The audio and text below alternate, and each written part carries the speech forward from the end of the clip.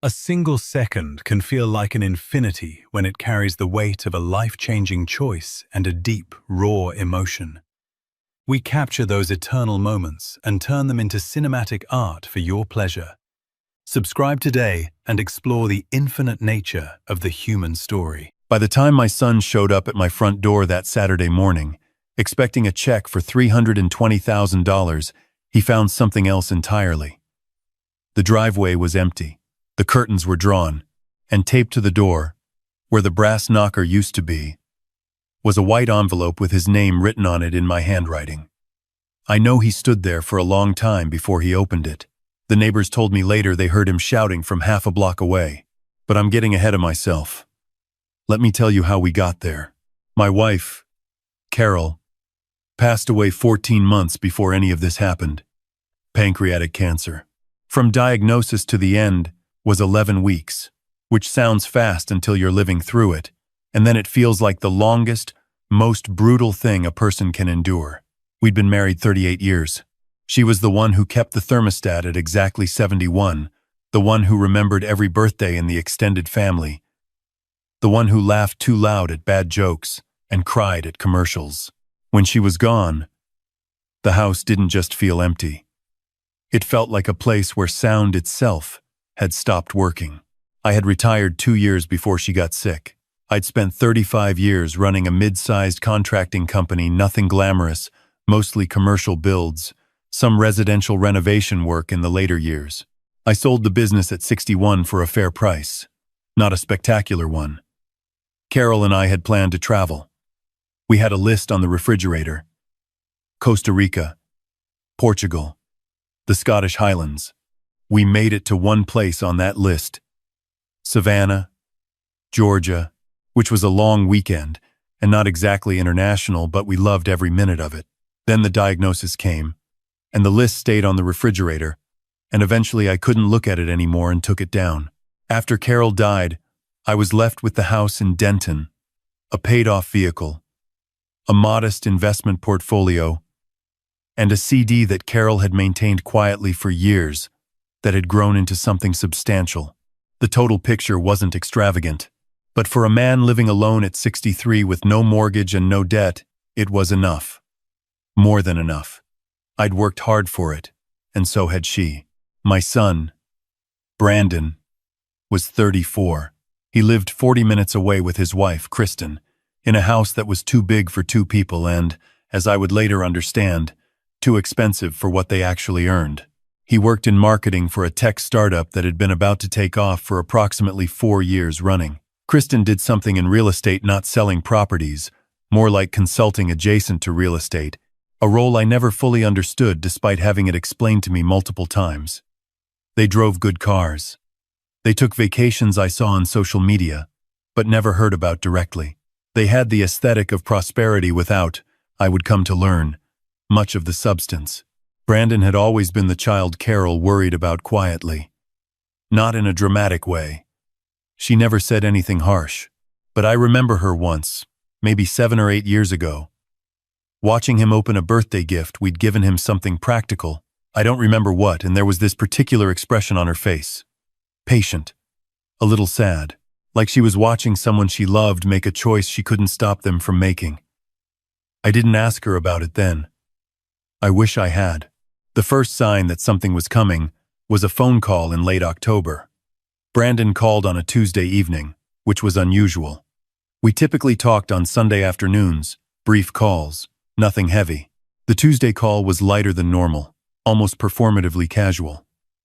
He asked about the house, whether I'd thought about downsizing. I said I was fine where I was. He asked whether I'd spoken to a financial advisor lately. I said I had a good accountant and didn't need much hand-holding at this stage of life.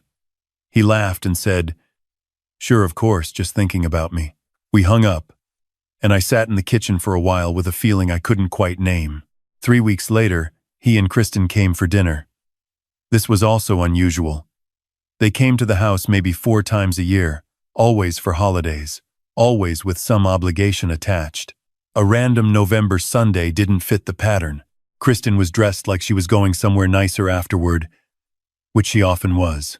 Brandon spent the first hour asking me questions about the house, what I thought it was worth now, whether I'd had it appraised recently, whether I'd considered what the tax implications would be if I sold. I answered carefully. I'd spent decades negotiating contracts with people who wanted things from me, and I knew what the warm-up phase of a pitch sounded like. After dinner, Kristen took her phone into the living room to make a call, or to pretend to. And Brandon sat across from me at the kitchen table. He leaned forward with his elbows on the table. Carol would have told him to take his elbows off the table, and he would have done it, smiling, because he always listened to her, and he told me he had an opportunity. There was a property, he said. A commercial property about an hour outside the city, in an area that was on the verge of a serious development boom. He and a business partner, he was vague about who this partner was, had identified it early. The numbers were exceptional. The timing was critical. Other investors were circling. He needed to move quickly. And he needed capital. He didn't currently have liquid. But he would pay me back within 18 months with interest. And if things went the way his projections showed, possibly much sooner. I asked how much. He said $320,000. I kept my face neutral. I had learned to do that a long time ago. On job sites, in boardrooms, across tables from people who were trying to read me. I sat back in my chair and I said, "Tell me more about this property." He talked for 20 minutes. He used phrases like cap rate and anchor tenant, and first mover positioning. He had a folder with printouts, which he slid across to me. I looked at them without picking them up. When he finished, I said, "Let me think about it." He looked relieved. He had expected resistance, I could tell. The relief was premature. After they left, I sat at the kitchen table for a long time. I thought about Carol. I thought about what she would have said. Not about the money, but about the situation. About what it meant that our son had come to me with a folder of printouts and a pitch instead of a phone call. About the way Kristen had left the room so conveniently. About the business partner whose name Brandon had mentioned once and then skated past. I am not a man who moves quickly when something feels wrong. That instinct saved my business more than once. I decided to use it. The next morning I started asking questions. Not to Brandon, to the world around the claim he'd made. I looked up the property address he'd included in the folder. It existed, but the development boom he'd described was, at best, a rumor in a 3-year-old county planning document that had since been tabled. The anchor tenant he'd mentioned, a regional grocery chain, had announced 2 months earlier that they were pulling back on expansion entirely. I found that in a trade publication in about 6 minutes. I called my accountant, Frank, who had also become a close friend over the years. Frank had done my taxes for 2 decades, helped me structure the sale of my business, and was one of the few people I trusted to be direct with me. I described the situation without editorializing. He was quiet for a moment and then said, "I want to look at a few things. Give me a day." Frank called back the following evening. He had pulled what public records he could, done some quiet checking. He said the business partner Brandon had mentioned was a man with 2 failed LLCs in the past 5 years, one of which had resulted in a civil judgment for unpaid debts. He said the property in question had been listed, gone under contract, fallen out, and been relisted 3 times in 2 years, which was not the profile of something investors were circling. He paused. And then he said something I've thought about many times since. He said, "I've known you a long time, and I'm going to tell you what I'd tell my own brother. This isn't an investment. This is a request for a bailout dressed up in a blazer." I thanked him and hung up and went to sit on the back porch. It was a cold November night. I could see the garden Carol had planted bare now, the rose canes wrapped in burlap the way she always insisted, even though I never fully believed it made a difference. She believed it did, and so we did it. And I still did it now because I didn't know how to stop doing the things we'd done together.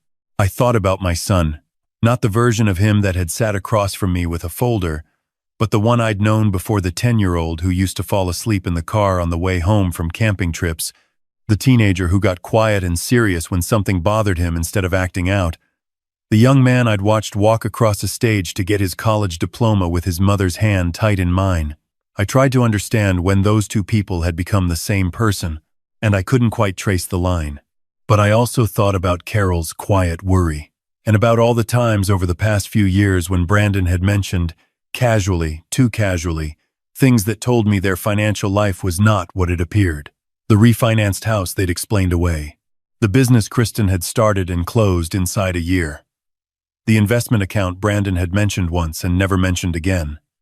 The pieces had been there. I had chosen not to assemble them. Over the following 2 weeks, I did something I had not planned to do for at least another decade. I called a real estate attorney, and I put the house on the market. It was not a rash decision. I had considered this before, in a general way. In the months since Carol died, the house was 4 bedrooms. I used 2 of them. The yard required more maintenance than I wanted to do alone forever. My sister lived in Asheville, North Carolina, which I had visited twice in the past year, and found myself thinking about more than I thought about Denton. It was not, in isolation, an unreasonable thing to do. I was simply doing it now, with some urgency, for reasons I didn't share with Brandon. I also called Frank again, and we had a longer conversation about the structure of my assets. He connected me with an estate attorney he knew well. Within 10 days, I had transferred the majority of my liquid assets into a revocable living trust with terms I'd set myself, reviewed carefully, and was entirely comfortable with. I changed the beneficiary designations on the accounts that needed changing. I updated my will. I did everything I should have done 2 years ago and had been putting off because doing it felt too much like acknowledging that Carol wasn't coming back. The house sold in 9 days. The market in Denton was still strong. I accepted an offer that was above asking and requested a 30-day close, which the buyer was happy to accommodate. I didn't tell Brandon. I didn't tell anyone except Frank and the estate attorney and my sister, who cried on the phone and said she'd been hoping I'd move closer for 2 years. During those 30 days, I was calm in a way that surprised me. I'd expected grief about the house, about what it meant for my relationship with my son. What I felt instead was something closer to clarity. I packed methodically. I donated Carol's things that her sister and friends hadn't wanted, kept the things that mattered, arranged for a moving company. I found the list from the refrigerator folded inside a cookbook, and I sat with it for a while, and then I put it in the box with the things I was keeping. I scheduled the move for the same weekend. Brandon expected my answer. He had texted twice and called once in the previous 3 weeks.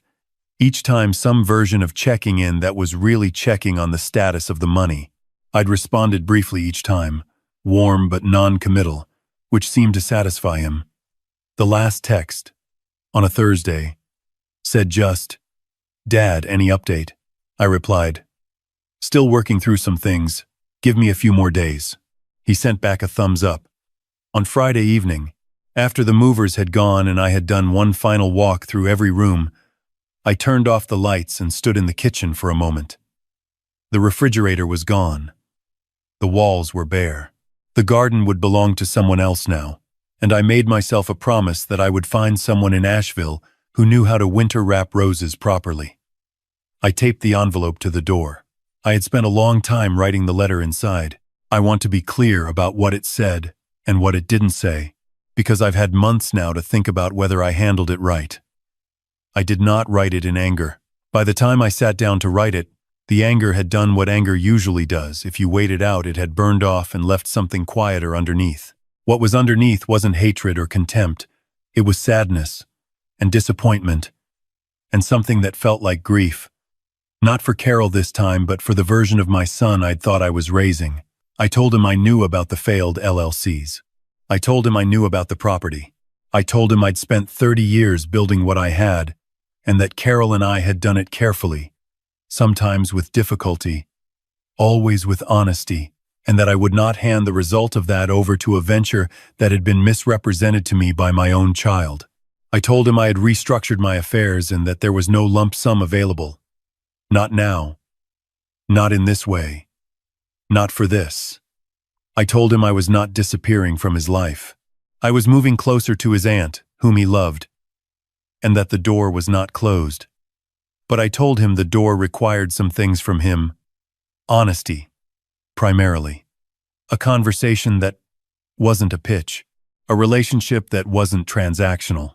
I told him I loved him, I meant it.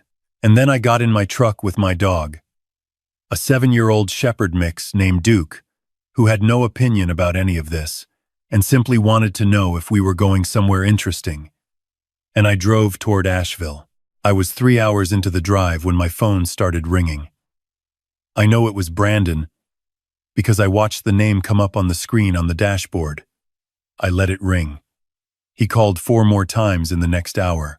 Then there was a string of texts I didn't read until I stopped for gas, and they were exactly what you'd expect: confused, then demanding, then hurt, then angry, cycling through in the way that people do when the floor has dropped out from under a plan they were sure of.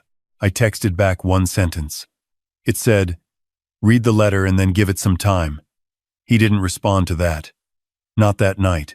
My sister met me at the door of the rental. I'd arranged a small house 15 minutes from her place, single story. More yard than I needed, but with good light and a garage I could work in. She had flowers on the kitchen counter and a pot of something on the stove, and she hugged me for a long time and didn't ask me to explain anything right away, which was exactly what I needed.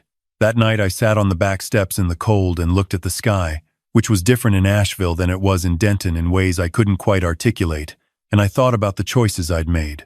I tried to find the thing I felt guilty about and be honest with myself about whether the guilt was warranted.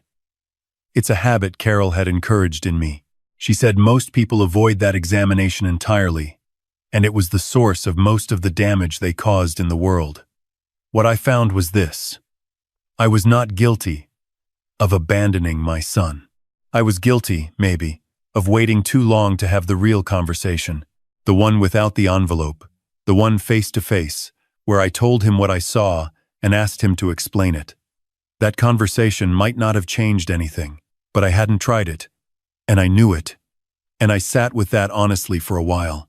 I also found something I hadn't expected, which was relief. Not a mean relief. Not satisfaction at anyone's expense. Just the physical feeling of a weight I'd been carrying for longer than I realized, set down. Brandon called again 10 days later. It was a different kind of call. He was quieter. The entitlement had dropped out of his voice, or most of it had. And what was left sounded more like the teenager I remembered, the one who got still and serious when something was hard. He said he'd read the letter 3 times. He said he didn't agree with everything I'd done.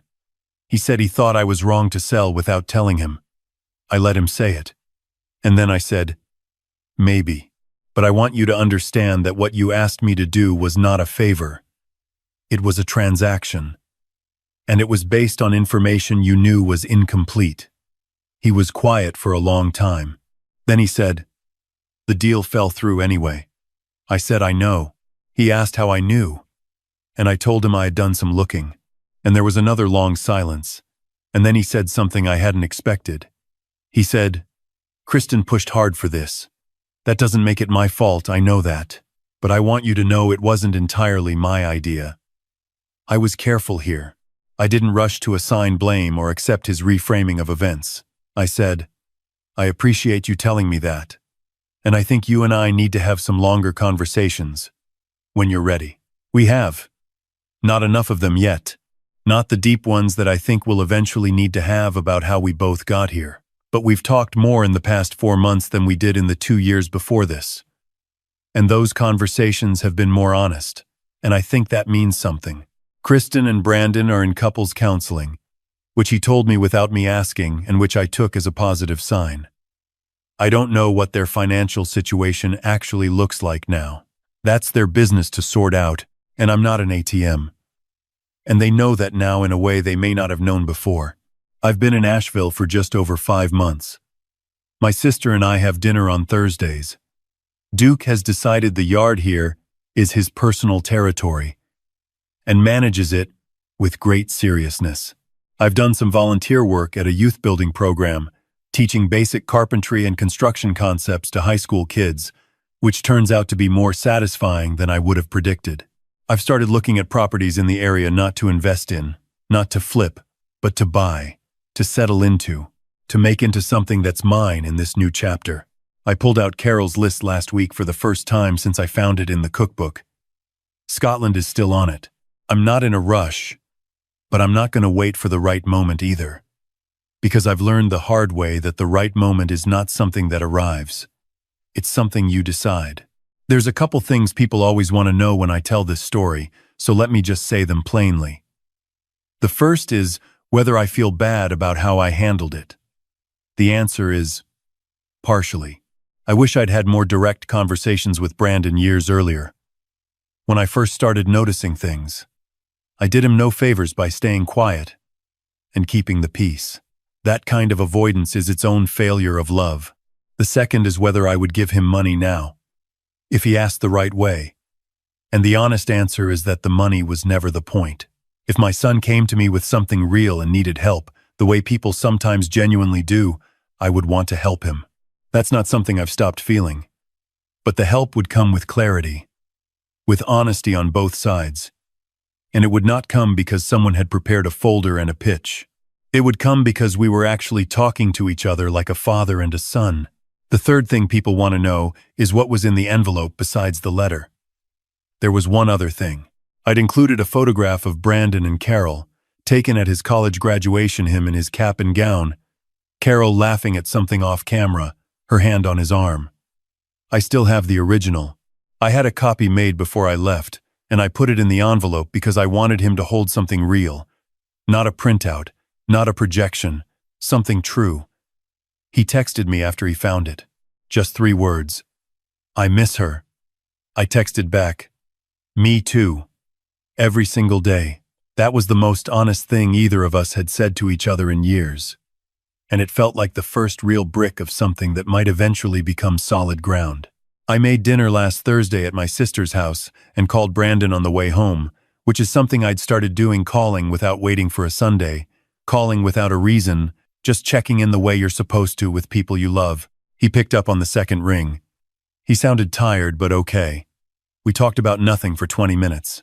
Duke slept in the passenger seat and occasionally lifted his head when something outside the window seemed worth investigating, then went back to sleep.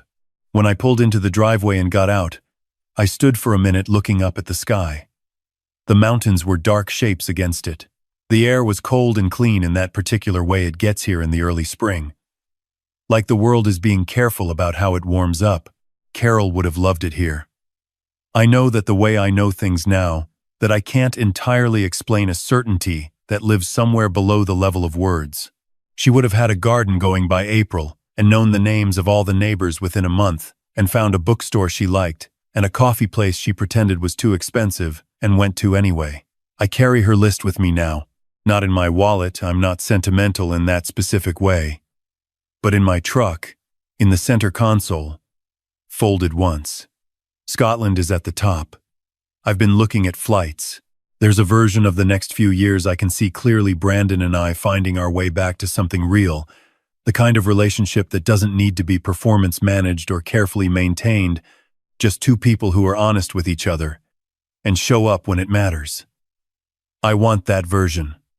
I'm working toward it. And there's a version of the next few years that has me standing in the Scottish Highlands with the wind coming off the water, holding a piece of paper that has Carol's handwriting on it. Finally crossing something off the list. I want that one too. I think I've earned both of them. I think I'm finally ready to go get them.